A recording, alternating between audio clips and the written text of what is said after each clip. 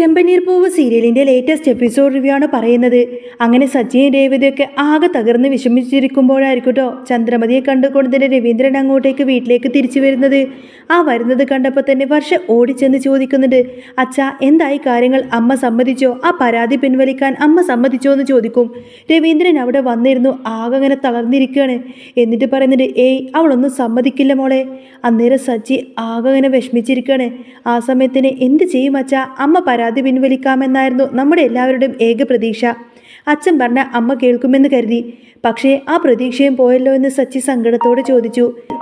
രേവതിയാണെങ്കിൽ ആകെ പേടിച്ചു പോയി. ഇനിയിപ്പോൾ എന്താ ചെയ്യുക സച്ചിയേട്ടാ?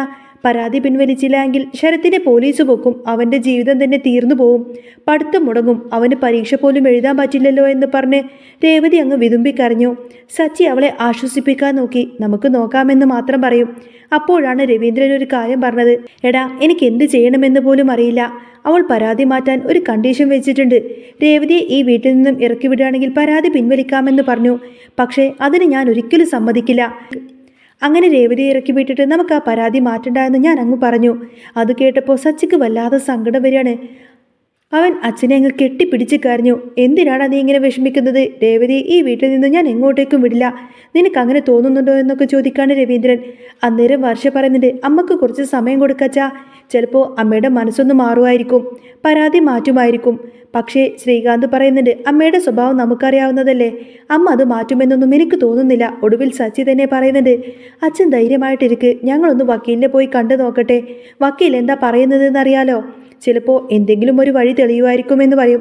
അങ്ങനെ അവർ രണ്ടുപേരും കൂടി വക്കീലിനെ കാണാൻ വേണ്ടി ചെന്നു. ചന്ദ്രമതി പരാതി പിൻവലിക്കാൻ കൂട്ടാക്കുന്നില്ലെന്ന് പറഞ്ഞപ്പോൾ വക്കീൽ പറയുന്നുണ്ട്, സച്ചി പരാതി മാറ്റുന്നില്ലെങ്കിൽ പ്രശ്നം വല്ലാതെ വഷളാവും. നമുക്ക് പിന്നെ ഒന്നും ചെയ്യാൻ പറ്റില്ല. അവൻ്റെ പഠിത്തവും കോളേജും എല്ലാം പോവും. നിങ്ങളുടെ കുടുംബത്തിൽ ഇത്രയും വലിയ പ്രശ്നമാണെന്നൊന്നും ഞാൻ വിചാരിച്ചില്ല. സച്ചി പറഞ്ഞിട്ടൊന്നും അമ്മ കേൾക്കുന്നില്ലേ എന്ന് വക്കീൽ ചോദിച്ചപ്പോൾ അച്ഛൻ പറഞ്ഞിട്ട് പോലും അമ്മ കേൾക്കുന്നില്ല എന്നും അമ്മ ഇപ്പോൾ ഒരു ഫ്രണ്ടിൻ്റെ വീട്ടിലാണെന്നും സച്ചി പറഞ്ഞു. ഓ, അത്രത്തോളം എത്തിയോ കാര്യങ്ങൾ?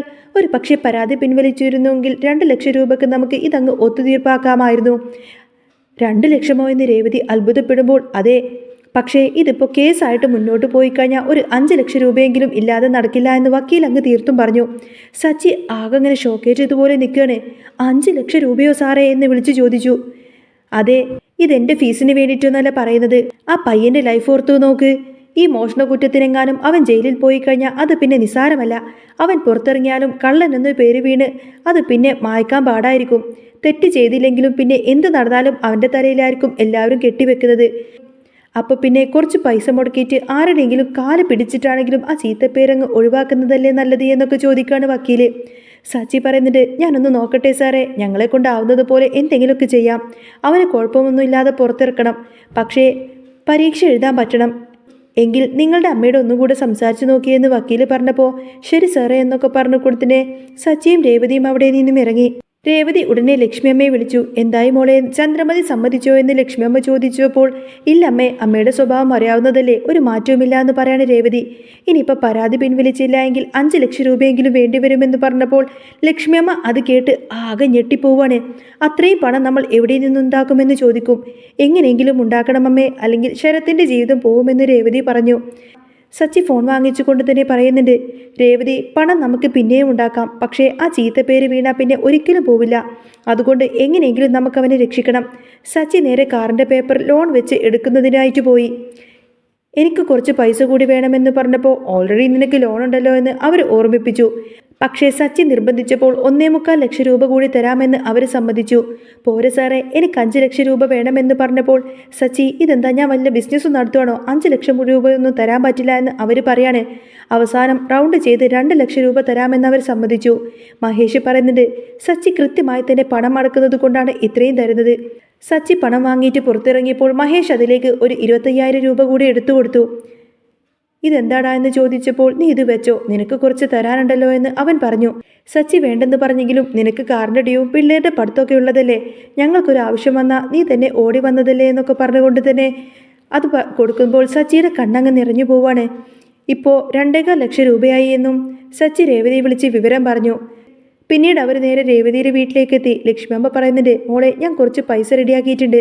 മാല പണയം വെച്ചതും ദേവിൻ്റെ ശമ്പളമൊക്കെ കൂട്ടിയിട്ട് ഒരു 1.5 ലക്ഷം രൂപയുണ്ടെന്ന് പറയും. മാലയൊക്കെ പണയം വെക്കേണ്ടായിരുന്നോ എന്ന് സച്ചി ചോദിച്ചപ്പോൾ അതൊന്നും സാരമില്ല, ശരത്തല്ലേ നമുക്ക് വലുത് എന്ന് പറയാൻ ലക്ഷ്മിയമ്മ. ഇനി 1,30,000 രൂപ കൂടി വേണം. രാത്രി സച്ചിയും രേവതിയും കൂടി അവർ സൂക്ഷിച്ചു വെച്ച് കുടുക്ക പൊട്ടിച്ചു. അതിലൊക്കെയുള്ള പണം കൂട്ടി നോക്കിയപ്പോൾ 4,30,000 രൂപ വരെ എത്തി. ഇനിയും വേണമല്ലോ പണം എന്ന് വിഷമിച്ചിരിക്കുമ്പോൾ എൻ്റെ സ്കൂട്ടി വിറ്റാലോ എന്ന് ചോദിക്കാണ് രേവതി.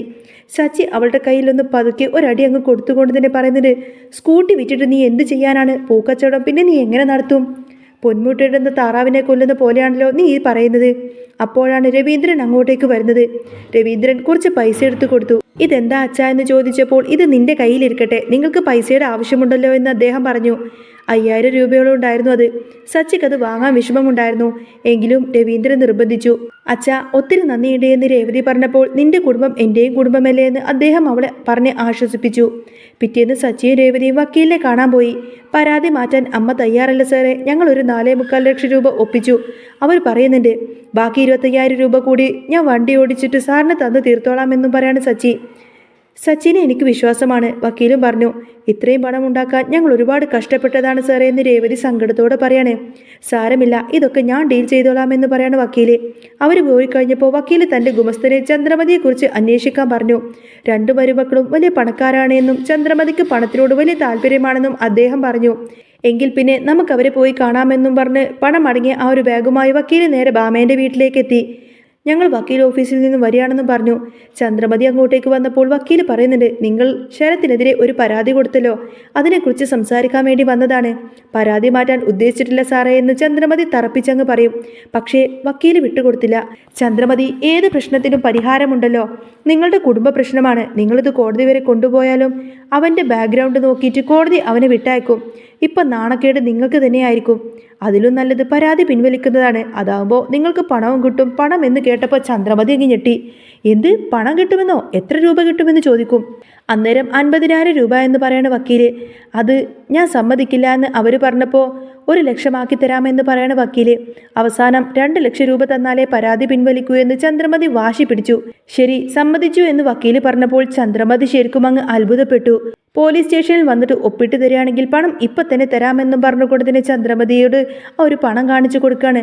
ചന്ദ്രമതി പെട്ടെന്ന് തന്നെ ആ ഒരു പണം വാങ്ങിച്ച് അകത്തേക്ക് പോയിട്ട് ബാമയോട് പറയുന്നുണ്ട്, എടി ഇങ്ങനെ ചിലവ് അടവുകൾ പറ്റിയാലേ ഇക്കാലത്ത് ജീവിക്കാൻ പറ്റുള്ളൂ എന്ന് പറയും.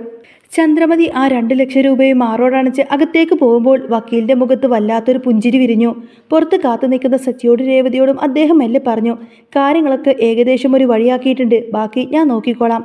പക്ഷേ സച്ചിയുടെ ഉള്ളിലൊരു ഭയമുണ്ടായിരുന്നു, അമ്മ ഇത്ര പെട്ടെന്ന് പണത്തിന് വഴങ്ങുമോ എന്ന്. അടുത്ത ദിവസം രാവിലെ തന്നെ വക്കീല് പറഞ്ഞതനുസരിച്ച് ചന്ദ്രമതി നേരെ പോലീസ് സ്റ്റേഷനിലേക്ക് എത്തി. കൂടെ ഗുമസ്തനുമുണ്ട്. രേവതിയും സച്ചിയും ദൂരെ മാറി നിന്ന് ഇതെല്ലാം തന്നെ കാണുന്നുണ്ടായിരുന്നു. തൻ്റെ കയ്യിലിരുന്ന പണക്കിഴിയുടെ കനം ചന്ദ്രമതി അഹങ്കാരമാക്കി മാറ്റിയിരുന്നു. സബ് ഇൻസ്പെക്ടറുടെ മുന്നിൽ ചെന്നുകൊണ്ട് തന്നെ എനിക്ക് പരാതിയില്ല സാറേ, കുടുംബപരമായ ചില തെറ്റിദ്ധാരണകൾ കൊണ്ട് അങ്ങനെയൊക്കെ സംഭവിച്ചതാണ്. ശരത്തിനെ വിട്ടയക്കണമെന്ന് അവർ എഴുതി ഒപ്പിട്ട് കൊടുത്തു. ആ നിമിഷം ലോക്കപ്പിനുള്ളിൽ തളർന്നു നിൽക്കുന്ന ശരത്തിനെ പുറത്തിറക്കി. ആ സമയം തന്നെ ശരത്തിനെ അവർ കുറ്റവിമുക്തനാക്കി. മാസങ്ങളോളം ജയിലിൽ കിടക്കേണ്ടി വരുമെന്ന് കരുതിയ ശരത്ത് ഉടനെ തന്നെ ഈ വിവരം അറിഞ്ഞുകൊണ്ട് തന്നെ സച്ചിയുടെ അടുത്തേക്ക് ഓടി വന്ന് സച്ചിയെ രേവതി എങ്ങനെ കെട്ടിപ്പിടിച്ച് പൊട്ടിക്കരഞ്ഞു. പക്ഷേ ഈ കഥ ഇവിടെയൊന്നും അവസാനിക്കുന്നില്ല. സ്റ്റേഷനിൽ നിന്ന് പുറത്തിറങ്ങിയ ചന്ദ്രമതി ആർത്തിയോടുകൂടെ തന്നെ ആ ഒരു പണക്കിഴി തുറന്നു നോക്കിയപ്പോൾ അവരങ്ങ് ഞെട്ടിപ്പോയി. മുകളിൽ കുറച്ച് 500 രൂപയുടെ നോട്ടുകളുണ്ടായിരുന്നു. അടിയിൽ വെറും പത്രക്കടലാസ് മാത്രമായിരുന്നു. വക്കീൽ അവരുടെ ആർത്തിയെ അതേ നാണയത്തിൽ തന്നെ തിരിച്ചെടുക്കുകയായിരുന്നു. രോഷം കൊണ്ട് വിറച്ച ചന്ദ്രമതി വക്കീലിൻ്റെ അടുത്തേക്കങ്ങ് ഓടിച്ചെന്നു. നിങ്ങൾ എന്നെ ചതിക്കുമായിരുന്നില്ലേ, ബാക്കി പണം എവിടെയെന്നൊക്കെ ചോദിച്ചുകൊണ്ട് തന്നെ ചന്ദ്രമതി അങ്ങ് അലറി പിടിച്ചു. അപ്പോഴാണ് രവീന്ദ്രൻ അങ്ങോട്ടേക്ക് വരുന്നത്. വക്കീൽ ശാന്തനായിക്കൊണ്ട് പറഞ്ഞു, ചന്ദ്രമതി നിങ്ങൾ ഈ പണം ചോദിച്ചത് സ്വന്തം മകനെ പോലുള്ള ഒരു പയ്യൻ്റെ ഭാവി തകർക്കാൻ വേണ്ടിയിട്ടാണ്. ആ പണം സച്ചിയും രേവതിയും അവരുടെ ചോര നീരാക്കി ഉണ്ടാക്കിയതാണ്. അത് നിങ്ങൾക്കൊരിക്കലും വിട്ടുതരാനെന്നും എനിക്ക് മനസ്സിലായിരുന്നു. നിങ്ങളിവിടെ ഒപ്പിട്ട് കഴിഞ്ഞു. ഇനി നിങ്ങൾക്കൊരിക്കലും പരാതി കൊടുക്കാനും പറ്റില്ല എന്ന് പറയും. രവീന്ദ്രൻ സങ്കടത്തോടെയും ദേഷ്യത്തോടെയും ചന്ദ്രമതിയെ നോക്കി പറഞ്ഞു, നോക്കി ചന്ദ്രേ, നീ പണത്തിന് വേണ്ടിയിട്ട് സ്വന്തം മകനെ പോലെ കരുതേണ്ട ശരത്തിനെ പോലും നീ വിറ്റ് പൈസയാക്കി. ഇപ്പോൾ നിനക്ക് പണവുമില്ല, മക്കളോട് സ്നേഹവുമില്ല. തൻ്റെ പ്ലാനെല്ലാം പാളിയെന്നും പണം നഷ്ടപ്പെട്ടു എന്നും ചന്ദ്രമതിയെ ആകെ തളർത്തിക്കളഞ്ഞു. ചന്ദ്രമതി നേരെ ബാമയുടെ വീട്ടിലേക്ക് തിരികെ പോവാൻ ശ്രമിച്ചുവെങ്കിലും ബാമ പോലും അവിടെ നിന്നും മാട്ടി പുറത്താക്കി. പണത്തിന് വേണ്ടിയിട്ട് ഇത്രയും തരം താഴ്ന്ന ഒരാൾ എൻ്റെ വീട്ടിൽ താമസിക്കാൻ പറ്റില്ല എന്ന് തന്നെ ബാമാൻറ്റി തീർത്തും അങ്ങ് പറഞ്ഞു. ഒടുവിൽ ഒന്നുമില്ലാതെ തെരുവിൽ ഒറ്റപ്പെട്ട ചന്ദ്രമതിക്ക് തൻ്റെ തെറ്റ് മനസ്സിലാവാണ്. സച്ചിയും രേവതിയും ശരത്തിനെ കൂട്ടി വീട്ടിലേക്ക് തിരികെ എത്തി. അങ്ങനെ അവർ വീട്ടിലേക്ക് മടങ്ങുമ്പോൾ ആകെ തളർന്നിരിക്കുന്ന ചന്ദ്രമതിയെ കാണുന്ന സമയത്തിന് രേവതിക്ക് സങ്കടം തോന്നിയെങ്കിലും സച്ചി അവളെ തടഞ്ഞു. രേവതി, ചില പാഠങ്ങൾ അമ്മ പഠിക്കണം. എങ്കിലേ ഇനി അമ്മ ആർക്കും ദ്രോഹം ചെയ്യാതിരിക്കുള്ളൂ. ശരത്തിൻ്റെ ജീവിതം രക്ഷപ്പെട്ട ആ ഒരു സന്തോഷത്തിൽ അവർ നേരെ ലക്ഷ്മിയമ്മയുടെ അങ്ങോട്ടേക്ക് പോകുന്നതും കാണിച്ചുകൊണ്ടാണ് കേട്ടോ എപ്പിസോഡ് പൂർണ്ണമാവുന്നത്. അപ്പോൾ നിങ്ങൾക്ക് ഈ ഒരു ചാനൽ ഇഷ്ടമാവുകയാണെങ്കിൽ സബ്സ്ക്രൈബ് ചെയ്യാനും സപ്പോർട്ട് ചെയ്യാനും മറക്കല്ലേ. നെക്സ്റ്റ് വീഡിയോ ഉടനെ വരാം. ബൈ.